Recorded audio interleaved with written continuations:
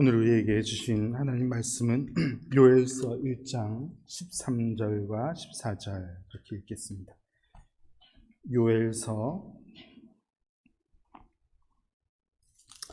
요엘서는 구약 성경 1270페이지 즈음에 있습니다.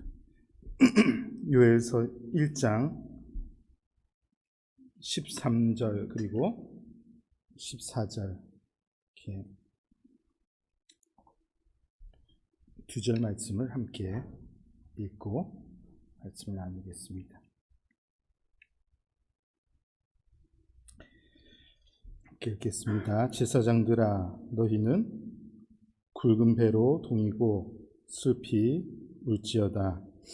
제단에 수종드는 자들아, 너희는 울지어다. 내 하나님께 수종드는 자들아, 너희는 와서 굵은 베옷을 입고 밤이 새도록 누울지어다. 이는 소제와 전제를 너희 하나님의 성전에 드리지 못함이로다.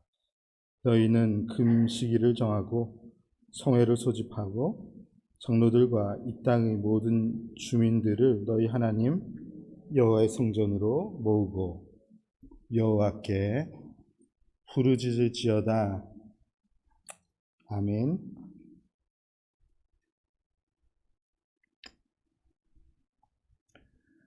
2023년 들어와서 1월에는요, 우리 주제에 맞추어서 믿음에 관한 말씀을 쭉 살폈습니다. 우리 에덴스 한인장로교회에 속한 모든 성도님들의 믿음이 2023년 내내 더 강건해질 수 있기를 간절히 바라고, 또 그렇게 되기를 위해서 저도 늘 기도하고 그렇게 하겠습니다. 2월에 들어서서는요, 주제를 정하자면 회개하는 것, 회개에 관해서 요엘서 말씀을 중심으로 설교하겠습니다. 믿음 다음에 회개를 주제로 정한 것은 존 칼빈의 기독교 강요의 순서를 따른 것입니다. 이 기독교 강요는 개혁신앙의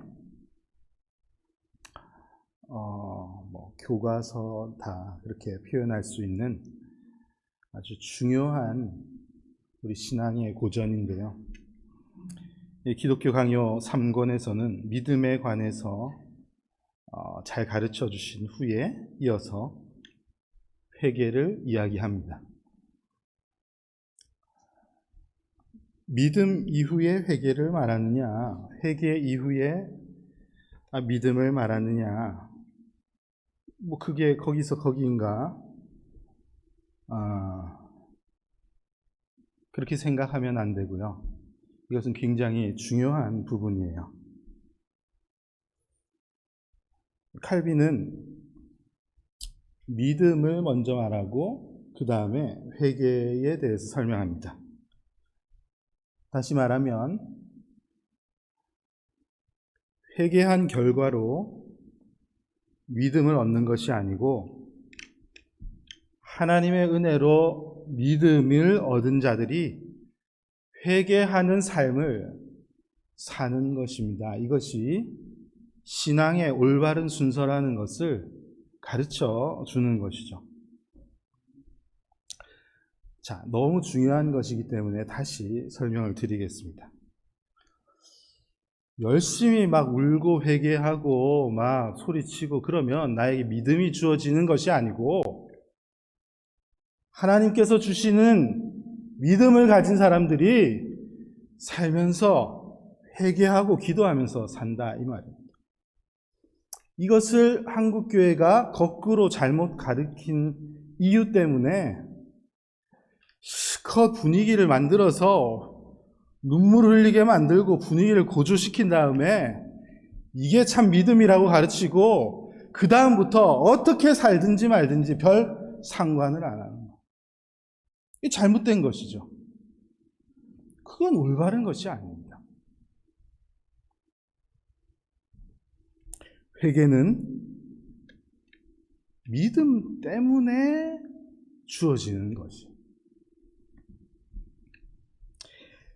회개는 믿음을 가진 사람이라면 그래서 삶 속에서 지속적으로 계속해서 일어나야지 되는 현상입니다. 왜냐하면 우리가 말하는 회개는 예수 그리스도를 믿는 믿음, 예수 그리스도의 죄 사함에 근거해서 그래서 회개라는 것이 일어날 수 있다는 것을 믿는 믿음을 가지고 하는 것이기 때문에 그렇습니다. 그렇기 때문에 믿음 없는 회개라는 것은 가능한 것이 아니었죠. 그냥 단지 분위기에 압도되어서 눈물 흘리고 소리 내는 것, 그것이 진짜 회개인가 고민해 봐야 되는 문제입니다. 동시에 믿음을 내가 가지고 있다라고 하는 사람이 매일매일의 삶 속에서 죄사함의 은혜를 경험하고 갈망하지 않는 것 또한 굉장히 이상한 현상이라는 말입니다.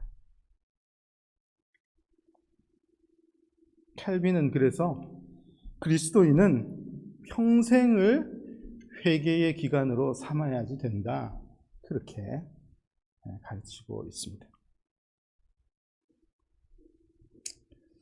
회개라는 것을 한국교회가 잘못 표현하고 가르쳤던 것 같아요. 그래서 회개하는 것은 슬프고 어둡고 침침하고 안 하고 싶고 그런 것으로 표현된 것이 사실이죠.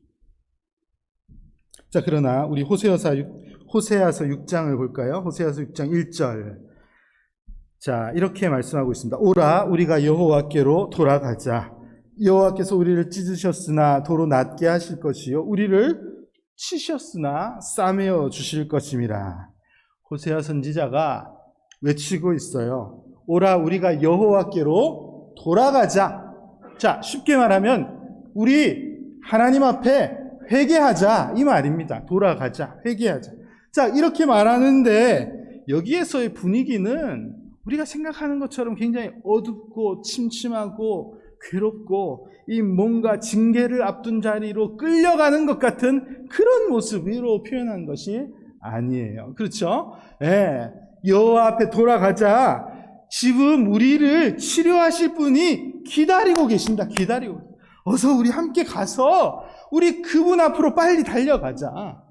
회개를 촉구하는 그 목소리가 우리가 생각하는 것과 사뭇 다른 것을 알 수가 있습니다. 회개는 나를 싸매어 주실 분을 그러시려고 기다리고 계신 그분을 향해서 확신을 가지고 뛰어가는 거예요. 기쁨의 자리라고 말할 수 있습니다. 치료할 방법이 없으면 낙심이 되는 것이지만 치료할 분이 기다리고 계신다고 하는데 기쁨으로 나아가는 것이 회개의 내용입니다. 우리는 회개는 교회를 처음 나오는 분들에게 해당되는 것? 여러분, 그렇지 않습니다. 오히려 신앙생활을 오래 하면 오래 할수록 더 엎드릴 일이 많아야지 되는 것이 바른 신앙인의 삶인 것이죠. 여러분, 요엘서를 살피는 몇 주 동안에 우리의 마음 가운데 이 회개라는 것에 대한 생각이 좀 바뀌고 좀 더 우리 삶에, 신앙인의 삶에 익숙해질 수 있는 그런 기회가 되면 참 좋겠습니다. 요엘서는 3장으로 구성되어 있는데 오늘 우리가 3장에서 두 구절만 읽었지만 1장 전체를 표현하는 내용은 이 유다 백성들의 현실에 관한 것을 말씀해 주시는 내용이 대부분입니다. 요엘 선지자는 이 이스라엘 백성들의 어떤 상태라는 것을 1장을 시작하면서 표현하고 있는데, 그것을 어떻게 표현했냐 하면은 어마어마한 메뚜기 떼들이 밭을 확 다 쓸고 지나가가지고 남은 게 하나도 없는 그런 형편으로 요엘서는 표현하고 있어요. 자, 1장 4절을 볼까요? 1장 4절입니다. 팥중이가 남긴 것을 메뚜기가 먹고, 메뚜기가 남긴 것을 느치가 먹고, 느치가 남긴 것을 황충이 먹었도다. 그렇게 표현하고 있습니다. 자, 다 먹어버려요. 메뚜기의 온갖 종류들이 다 날아와가지고 곡식을 다 갉아 먹어버리고 남은 것이 하나도 없는 그런 형편을 표현하면서 이것이 이스라엘 너희들의 영적인 현실이다라는 것을 가르쳐 주시는 것입니다. 이 현실을 좀 알아라. 지금 너희 현실이 어떤지를 알아야 돼.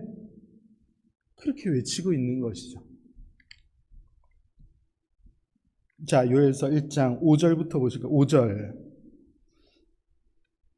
취하는 자들아 너희는 깨어 울지어다. 포도주를 마시는 자들아 너희는 울지어다. 왜 우느냐 하면요, 단 포도주가 너희 입에서 끊어졌음이니라. 8절입니다. 너희는 처녀가 어렸을 때 약혼한 남자로 말미암아 굵은 배로 동이고 애곡함같이 할지어다. 처녀가 지금 울어야 되는 상황인데요. 왜 울어야 되죠? 약혼한 남자가 사라졌습니다. 9절. 제사장에게 얘기하고 있죠. 제사장이 제사를 드려야 되는데 제사 드릴 재물이 없어서 제사가 끊겼다. 11절. 농부들이 부끄러워해야지 되는데 왜요? 추수해야지 되는데 밭의 소산이 다 사라져 버렸다. 자, 여기에 4번에 거듭되는 표현. 포도주를 마시며 즐거워하는 사람. 그죠? 그 다음에 남편을 기다리는 약혼한 처녀. 그죠? 그 다음에 제사를 드려야 할 제사장, 그리고 추수를 앞둔 농부. 이 4의 표현은 다 성경이 표현해 주시는 어떤 메시아적인 신앙을 가진 이들이 누리는 그 기쁨과 관련된 표현이라고 말할 수 있습니다. 그렇죠? 예. 이 오실 메시아를 통해서 기뻐해야지 되는 이들이 다 이와 같은 자들로 표현되어 있습니다.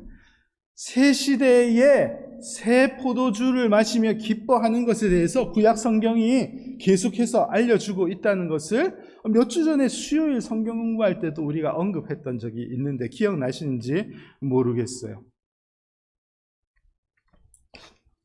또 지금 신랑을 기다리는 처녀, 그죠? 예.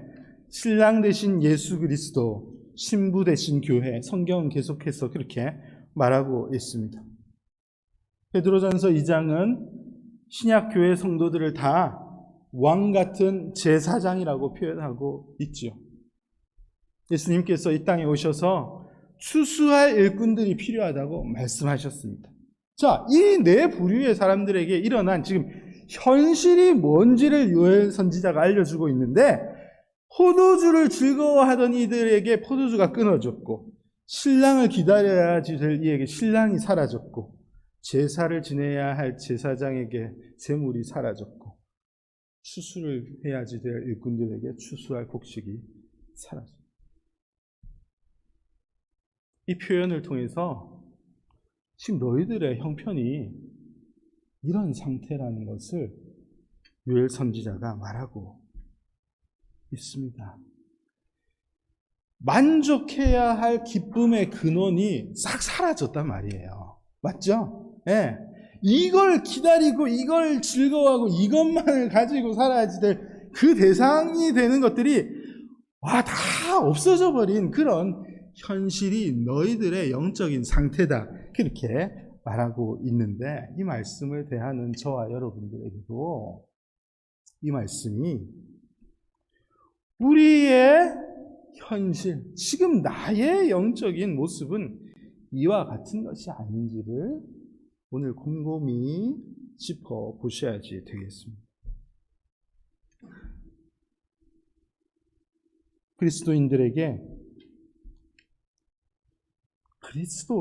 자고로 그리스도인, 예수님을 닮아가는 사람, 예수가 되겠다고 그렇게 표현하는 우리들에게 예수 그리스도로 인한, 복음으로 인한 기쁨이 얼마나 있습니까요? 오늘 주보의 나눔을 위한 질문 1번을 보면은 신앙생활에 대한 여러분의 솔직한 감정이 어떤지를 한번 얘기해 보라고 써놨어요. 어떠신가요? 신앙생활에 기쁨과 감격이 여러분에게 얼마나 있습니까? 얼마나 있으세요? 사라져 버렸습니까? 줄어들었습니까? 오늘 메뚜기 떼의 비유를 통해서 말씀하신 대로 이것을 다 빼앗겨 버린 것은 아닌가. 여러분, 이거는 굉장히 심각한 사안입니다. 심각한 사안입니다. 매우 진지하게 고민해 봐야지 되는 부분 아닌가요? 신앙생활을 하고 예배생활을 하고 이런저런 그리스도인이다 그렇게 말하는데 나에게 그런 합당한 만족함과 기쁨이 있느냐 이 말이에요. 여러분, 예배에 참여하는데 예배의 기쁨이 여러분에게 지금 있으십니까? 아니면은 또 오늘 안 오면은 또 저기 리더들이 연락하고 또 가서 봉사 일도 해야 되고 사람도 만나야 되고 그런 이유로 여기에 계신가요? 여러분, 하나님의 말씀을 가까이 함에 대한 기쁨과 즐거움이라는 것이 여러분에게 얼마나 있으십니까? 기도하시나요? 기도하고 싶은, 하나님과 가까이 하고 싶은 그런 열망과 그런 간절함, 그런 마음이 남아 있으세요? 얼마나 있으십니까? 성령 하나님께서 나와 함께 계신다는 그런 만족감, 그리고 그분과 동행하는 하루하루의 삶에 대한 그런 기쁨과 즐거움이 나에게 솔직히 있느냐 이 말입니다. 이거는 대답할 수 있는 거 아닙니까, 여러분? 정직하게 나한테 얼마나 있냐 없냐 그거 생각해 보십시오. 그냥 있는 척하고 계속 교회 다니지 말고 있는지 없는지 그거를 이렇게 진지하게 고민을 해보시란 말입니다. 없으면 원래 없었습니까? 아니면은 있었던 게 사라졌습니까? 어떤 원인이 뭡니까 도대체? 언제부터 없어졌습니까? 최근입니까? 언제부터 언제부터 내 이 만족함과 신앙생활의 기쁨이 사라졌습니까? 예, 진지하게 고민해 봐야죠. 계속 그렇게 살 겁니까? 그럼 뭐하러 신앙생활을 합니까? 하지를 말지. 제일 답답한 사람이 힘들게 신앙생활을 하면서 어그저그저 교회 나오는 사람. 그럼 뭐하러 그렇게 해요? 좋은 게 많은데. 안 그래요? 여러분 똑똑하신 분들 아닌가요? 뭐하러 그럽니까?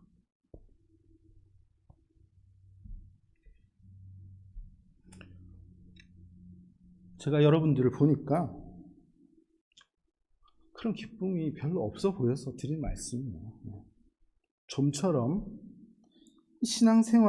우리가 신앙생활을 하는 사람들이 누려야 하지 되는 그 기쁨, 그런 게 별로 없는 것 같은 현실을 저는 그냥 느낍니다. 그래서 제가 굉장히 하나님께 죄송하죠. 하나님 앞에 죄송한 마음을 금할 길이 없습니다. 이 양떼들을 잘 그 기쁨을 누릴 수 있도록 세우셨다고 생각하는데 그 일을 잘 해내지 못해서 그 기쁨을 잘 못 누리고 계신 것 같아서 제가 제일 민망하고 죄송하고 그렇습니다. 그럼 잘 판단하십시오. 나는 그 신앙 생활을 하는 그 핵심적인 그 누림, 그 행복이라는 것이 나에게 있는가? 제가 잘못 판단한 것이면 다행이죠. 다행인데 저도 이 생활을 지금 수십 년 하고 있는데 딱 보면 저도 보여요. 여러분들 보면은 이분들이 진짜 기뻐서 신앙생활을 하고 있는지 아니면은 그냥 어기적 그냥 하고 있는지. 뭔가 풍성해 보인 것 같지만 실상은 이 메뚜기 떼들이 싹 다 파헤치고 가버린 그 텅 비어 있는 그런 영적인 현실, 그런 거 말이에요. 요엘서 1장은 그런 현실에 대해서 말씀하시고요. 그러면서 이 백성들을 향해서 요엘 선지자가 오늘 우리가 읽은 13절과 14절 말씀입니다. 선포하고 있죠. 울지어다, 부르짖을지어다, 거듭거듭 외치고 있습니다. 13절, 14절 말씀에서 울어라, 울지어다, 밤이 새도록 누울지어다, 금식일을 정하고 성회를 소집하고 성전으로 모이고 부르짖어라. 그렇게 뭔가를 외치고 있습니다. 예수님께서 마태복음 5장에 보면은 애통하는 자는 복이 있나니 말씀하셨습니다. 애통하는 자는 복이 있나니 그들이 위로를 받을 것이다 하셨습니다. 여러분, 성도들이 애통한 마음을 가지고 엎드릴 수 있어야지 되는데요. 여러분, 세상을 보면서 애통해야 되죠. 정직하지 않은 세상, 이 부조리한 현실, 이 갑갑한 세상을 보면서도 애통한 마음을 가지고 기도해야지 되지만 그것보다 우리가 먼저 보아야지 되는 것은 나의 마음의 이 현실, 이 텅 비어져 있는 하나님으로 만족하지 못하면서도 이 공동체 안에 속해 있는 이 어그저 걸어가고 있는 이 현실을 보면서 마음 아파하고 애통한 마음이 우리에게 있어야지 되겠습니다. 이걸 보고 울며 금식하며 엎드리며 그렇게 해야지 되는 것이. 이게 사실이라면 말입니다. 이게 진짜 나의 현실이라면 왜 그냥 가만히 있습니까? 여러분, 애통한 자에게 위로의 복을 주신다는 이 말씀이 참 귀한 말씀입니다. 내 영적인 현실을 보면서 애통해하며 하나님, 왜 나에게 이 그리스도로 인한 만족함이 다 사라져버렸죠? 왜 이런 모습이 나에게 있습니까? 가슴 아파하며 엎드리는 이에게 하나님께서 그 기쁨을 회복시켜 주실 것이라고 저는 분명히 믿습니다. 그리고 회개한다는 것은요, 이 히브리어 단어 회개라는 단어는 이 회복하는 것, 완전히 전환하는 것입니다. return, 돌아서는 것입니다. 그래서 선지자들이 돌아가자.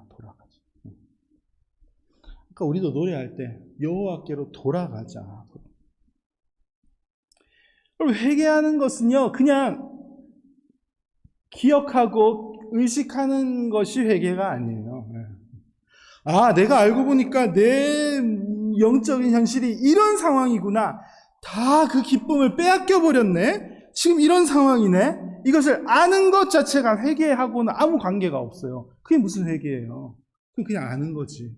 그게 사실을 인식하는 것 뿐이죠. 회개는 돌아서 원래의 자리로 걸어가는 것입니다. 원래 있어야 되는 자리로 가는 것이 회개하는 거예요. 여러분, 오늘 예배 참여하신 여러분들이 한번 나의 모습이 어떠한지 잘 살펴보면 좋겠습니다. 저는 특별히 오늘 여러분들, 오늘 예배하신 여러분들 중에 나는 믿음이 있어, 나는 신앙이 있어, 나는 예배 생활을 이만큼 해왔어, 나는 직분이 있어, 나는 이런 신앙의 뿌리를 가지고 있어, 이렇게 말할 수 있는 분들에게 이 질문을 특별히 드리고 싶어요.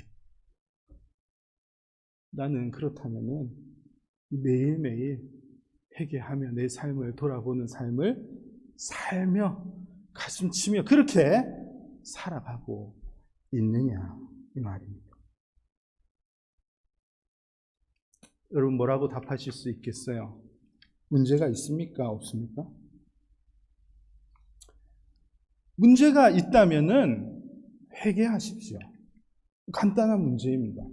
문제가 있다면 돌아가란 말입니다. 왜 그대로 살아갑니까? 문제가 있다고 생각하면은 회복해야죠. 여러분, 회개는 교회 처음 온 사람들에게 해당하는 그런 것 아니에요. 회개는 믿음의 뿌리를 가진 이들, 신앙이 자신 있다고 그렇게 생각하는 사람들, 여러분들에게 필요한 것이 회개의 삶입니다.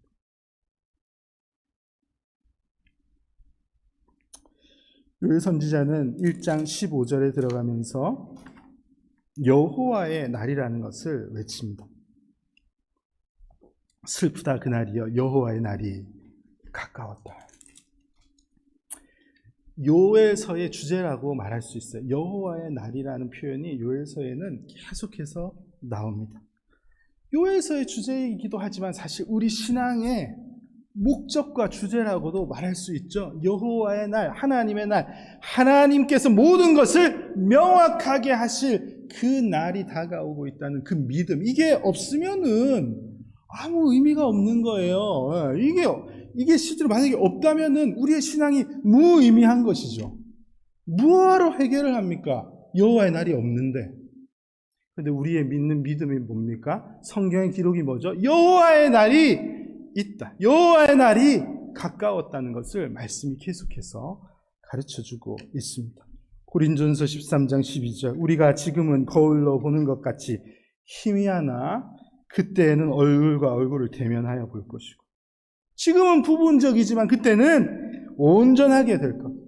여호와의 날이라는 것은 우리의 지금의 모습, 지금은요, 누가 어떤 신앙을 가지고 있는지, 지금 내 영적인 상태가 어떤지, 누가 어떤지 잘 판단할 수가 없습니다. 나도 나조차 볼 수가 없는 것이 현실 아닙니까? 착각하고 사는 것. 그런데 여호와의 날은 명확한 날이에요. 모든 것이 뚜렷하게 드러나는 그 날을 말하고 있습니다. 더 이상 우리의 영적인 현실을 감출 수 없는 때가 있다는 것을 성경이 분명하게 말하고 있는데, 여러분, 이 날이 와야죠. 이 날이 분명히 와야죠. 이 날이 없다는 것은 상상할 수 없습니다. 분명히 와야죠. 그 날만 기다립니다. 그 날은 분명하게 올 것입니다. 성경이 그 날이 가까웠다고 경고하고 있습니다. 오늘도 말씀하고 계시죠. 그래서 우리는 빨리 돌아가야지 됩니다. 그날이 없다면은 이런 설교할 필요 없어요. 여러분들이 메뚜기 밭이 휘젓고 지나갔든 말든 상관할 바가 아니지만 이 날이 분명히 있다는 것을 제가 확신하기 때문에 여러분들에게 말씀드립니다. 돌아가시고.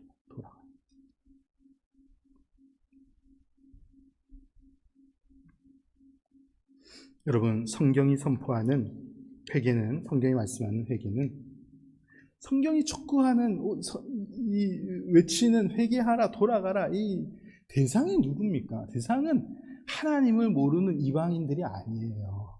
이 말씀을 듣는 이들은 모두 이스라엘 백성입니다. 이스라엘 백성들을 향해서 끊임없이 회개를 촉구하고 있습니다. 오늘도 우리를 향해서 회개하라, 돌아서라 계속해서 말씀하고 있습니다. 우리가 매일매일 마음의 상태를 확인하면서 우리의 모습이 어떤지를 돌아보면서 회개하며 살아가야지. 여러분, 회개하는 것은 그냥 저 사람은 뭐 저렇게 아직까지 하나님하고 해결할 게 저렇게 많이 남았지, 되게 이상하네. 아니요, 그게 이상한 게 아니에요. 매일매일 내 모습을 보면서 매일매일 엎드릴 이유가 있는 것이 지극히 정상적인 신앙인입니다. 이게 어떻게 잘못돼가지고 신앙이 좋으면은 그냥 기도할 것이 없고 자유하면서 사는 것이 신앙이 천만에요. 어디 그렇습니까? 바른 신앙이나 바른 믿음을 가진 사람들은 매일매일 엎드릴 이유가 있는 것입니다. 사도행전 2장에 베드로 사도가 설교할 때 이 사람들의 반응이 마음에 찔림이 있었어요. 그때 이 사람들이 이야기하기 시작하죠. 어찌해야지 될까요? 어떻게 할까요?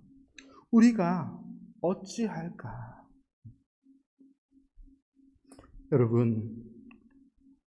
여러분의 마음에 이런 어떻게 해야지 될까? 어떻게 돌아가야지 될까? 이런 결단, 이런 마음이 있기를 간절히 소망합니다. 오늘도 우리를 사랑하시는 하나님이 계시기 때문에 오늘도 말씀을 통해서 돌아가라고 계속해서 자극하십니다. 우리는 변하지만 그분은 변치 아니하신다고 아까 말씀하셨죠. 노래했잖아요. 우리. 살아계신 하나님께서 아직도 우리를 사랑하시기 때문에 계속해서 말씀하시면서 돌아가라. 그 사랑을 회복해라. 그 은혜를 회복하는 삶을 살아라. 그것으로 만족하는 삶을 살아라. 계속해서 말씀하시는 것이라고 믿습니다. 여러분, 회개하는 삶은 믿음을 가진 이들에게 주신 참으로 귀한 선물인 거예요. 우리에게 주신 특별한 권세라고 할 수 있습니다. 믿음의 근거, 회개의 근거가 예수 그리스도의 죄사함에 있기 때문에 그렇습니다. 여러분, 그렇기 때문에 회개를 사랑하십시오. 회개를 가까이 하십시오. 회개하는 시간을 즐거워하시면 좋겠습니다. 내 삶을 돌아보면서 오늘 내가 왜 이럴까? 내 모습이 왜 이렇지? 계속해서 돌아보면서 주님께 엎드리면서 하나님 왜 이럴까요? 내 모습은 아직도 왜 이렇습니까? 이거는 이상한 신앙인이 아니고 매우 정상적인 신앙인입니다. 아시겠습니까? 이렇게 하지 않는 것이 이상한 신앙인이에요.